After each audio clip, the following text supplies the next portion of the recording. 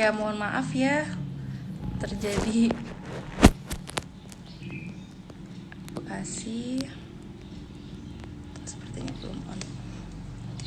Ya, ya anak-anakku pujian minta maaf karena tadi ada sedikit masalah dengan HP Bujihan dan sinyalnya, jadi tadi agak terganggu ya, mohon maaf sekali.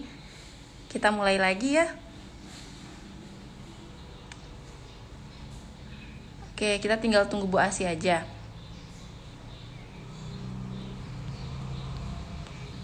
Ya, tadi kenapa? Oke, tadi itu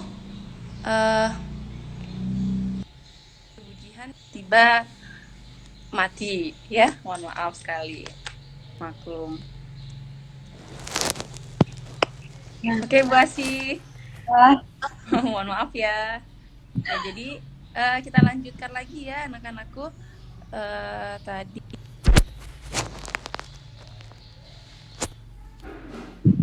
jadi karena ada kesalahan apa namanya tadi, Pujian mohon maaf sekali lagi kepada semuanya karena tadi HP-nya error tiba-tiba. Jadi kita lanjut lagi tentang makna niat. Jadi apa namanya arti dari niat itu adalah keinginan. Ya, jadi kalian harus tahu, Bu, niat itu apa sih, Bu? Niat itu keinginan. Kalau misalnya kita udah ingin sesuatu, berarti itu namanya udah niat. Jadi niat itu yang hanya mengetahui adalah hati. Oke? Sedangkan niat itu dalam definisi secara istilah itu niat itu adalah maksud dalam beramal. Jadi kalau misalnya kita mau beramal dengan kita mau ingin beramal, itu termasuk dari niat kita. Ya, jadi terus apa sih Bu? Kita lihat makna niat dari fungsinya. Jadi fungsi pertama itu ketika kita berniat itu dapat membedakan antara kita mau ibadah yang mana nih. Jadi misalnya kalau kita nggak niat kan kita jadi apa namanya bingung mau ibadah apa sih sebenarnya kita. Jadi kalau misalnya kita mau niat tuh aku ingin sholat subuh misalnya, itu kan udah niat dalam hati. Walaupun secara lafaz bisa kalian lafazkan dengan nawaitu ya. Atau kalau misalnya mau puasa nih, saya saat sudah sholat tarawih, saya mau niat nih, kalian mau niat membaca nawaitu somagodin, itu bisa. Tapi misalkan kalian tidak mengucapkan, itu juga sebenarnya bisa, tetapi yang penting dalam hati kalian, kalian sudah ingin berpuasa di besok hari. Dengan niat apa? Kalau dengan namanya niat untuk beribadah, tidak harus mengharap pahala dari Allah, semata-mata mengharap ridho dari Allah, tidak mengharapkan pujian dari manusia. Misalnya gini, saya niat besok mau puasa biar saya dilihat sama ibu guru sama bapak guru, saya ini anak hebat. Nggak seperti itu. Jadi puasa itu hanya untuk mengharap ridho Allah Subhanahu wa taala. Ya. Jadi itu makna yang sebenarnya yang harus kalian ketahui tentang fungsinya niat. Oke?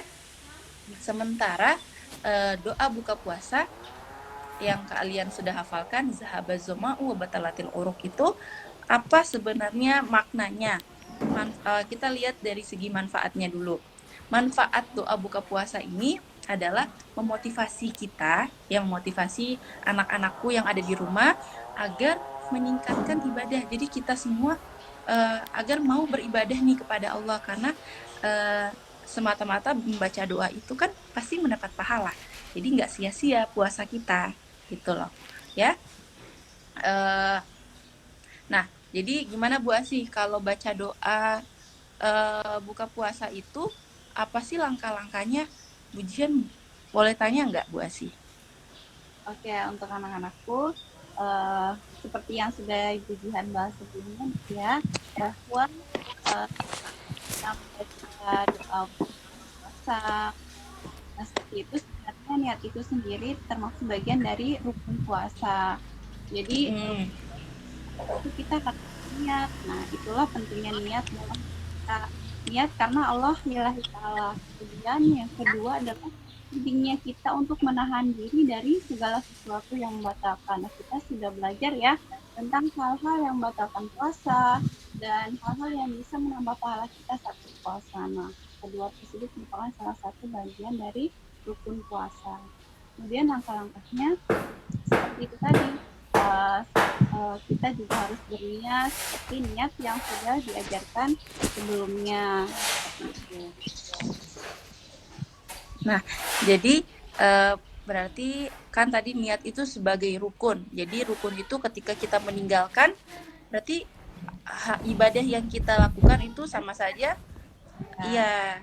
Ya, jadi harus ya, berarti kalau niat itu harus benar-benar kita niatkan. Misalnya, oh saya mau puasa, berarti setelah tarawih harus niat dalam hati.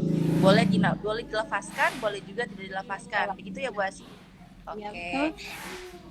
Nah, terus untuk doa buka puasa nih Bu Asi, kan kita lihat dari arti doa buka puasa, zahabaz zoma'u wa batalatil huruf wasabatil ajaru insyaallah, itu kan artinya telah hilang rasa haus dan urat-urat telah basah gitu, serta pahala telah ditetapkan insyaallah. Jadi pahala kita itu selalu mengalir. Jadi kalau dilihat dari artinya, berarti kita itu langkah-langkahnya kita buka puasa itu seperti apa Bu Asi? Oke, langkah-langkahnya kita berbuka puasa. Nah, ini Ibu ada sedikit bacaan untuk anak-anakku bahwa sebelum kita berbuka puasa, Ya. otomatis kita harus baca bismillah dulu ya, Iya, anak-anakku. baca bismillah. Kita ketahui sesuai dengan tuntunan Rasulullah Shallallahu Alaihi Wasallam, beliau bahkan mengucapkan doa seperti yang sudah diajarkan oleh Ibu Nurul kemarin, ya, seperti zahabat zoma'u wa batalatil uruku wa sabatal ajaru insyaallah. Nah, Rasulullah mengucapkan doa tersebut ketika berbuka puasa. Ya, yang artinya rasa haus telah hilang dan urat-urat kerongkongan telah basah, telah tetap pahala dari Allah insyaallah. Seperti itu ya. Kemudian doa ini bukan berarti dibaca sebelum berbuka dan bukan berarti puasa itu baru batal ketika kita membaca doa yang tadi. Nah, kemudian ketika kita ingin makan, tetap membaca bismillah. Seperti itu. Bismillah dulu. Makan ataupun kita ingin mendahului dengan minum, tetap kita harus mengucapkan bismillah. Bismillah. Nah, itu kita harus mengatur. Kemudian ketika berbuka, ya, ketika berbuka mulailah dengan baca bismillah. Kemudian lalu santaplah beberapa kurma, ya, seperti yang sudah berapa anak-anakku? 3 buah kurma ya. Gunakan, kemudian ucapkan doa di atas yang sudah diajarkan melalui tadi. Kemudian doa yang tadi yang sudah diajarkan itu hukumnya sahih ya anak-anakku. Kemudian contohnya adalah ketika doa berbuka yang biasanya itu kita ucapkan Allahumma lakasumtu wa bikamantu ala ta'afatu birahmatika, itu ya yang banyak masyarakat pahami. Nah, doa ini berasal dari hadis yang dhaif atau hadis yang lemah karena sanad atau perawinya itu belum kuat seperti yang sudah disampaikan oleh Jihan tadi. Berbeda dengan halnya doa berbuka puasa yang diajarkan oleh Rasulullah tadi ya. Ya. Kemudian anakku ketika Ali Al-Qari mengatakan tambahan wabika amantu adalah tambahan yang tidak diketahui sanadnya, walaupun makna doa tersebut sahih, sehingga cukup doa sahih tadi telah diajarkan oleh Ibu Jihan, Ibu Asi, Buntul, itu yang dianjurkan oleh Rasulullah. Ya. Oke, Bu Asi, berarti ketika kita nanti mau buka puasa, alangkah baiknya ya sunnah Rasulnya, kalau kita mau mengikuti hadis yang kuat, yang sahih, berarti kita lihat setelah azan kita baca bismillah dulu, ya kan? Kemudian, jadi bisa dicontohkan nih anak-anakku di rumah. Kalian bisa kalau buka puasa baca Bismillahirrohmanirrohim dulu, kemudian minum air putih dan makan kurma, 3 buah kurma kalau ada di rumah. Kalau nggak ada ya nggak apa-apa, ya kan? Kalau nggak ada nggak apa-apa. Yang penting makannya yang manis-manis dulu kalau mau buka puasa. Terus habis itu kalau sudah dibatalin puasanya baru baca doa ini.